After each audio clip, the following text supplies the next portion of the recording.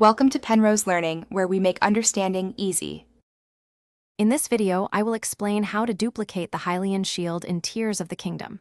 First, equip the Hylian Shield you wish to duplicate, then ensure you have another shield in your inventory that you are willing to lose, as it will be consumed in the process.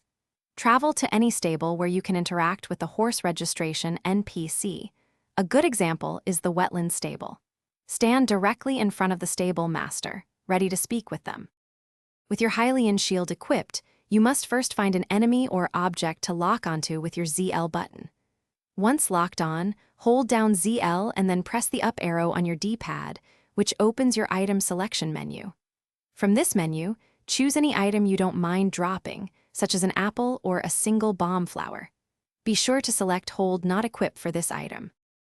While still holding down ZL and the item menu is open, highlight the Hylian Shield you initially equipped. With it selected, press the B button to close the item menu, but continue to hold ZL. Immediately after pressing B, press the plus button to open your full inventory. Navigate to the Hylian Shield in your inventory and select the option to drop it onto the ground. This sequence must be very quick. After dropping the shield, you should immediately observe two Hylian Shields lying on the ground in front of Link.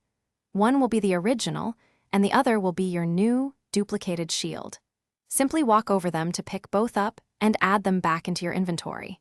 You can repeat these steps as many times as you like, creating an impressive collection of these durable shields for any adventure you face. Happy adventuring! Thanks for watching. If this was helpful, leave a like and consider subscribing. See you next time.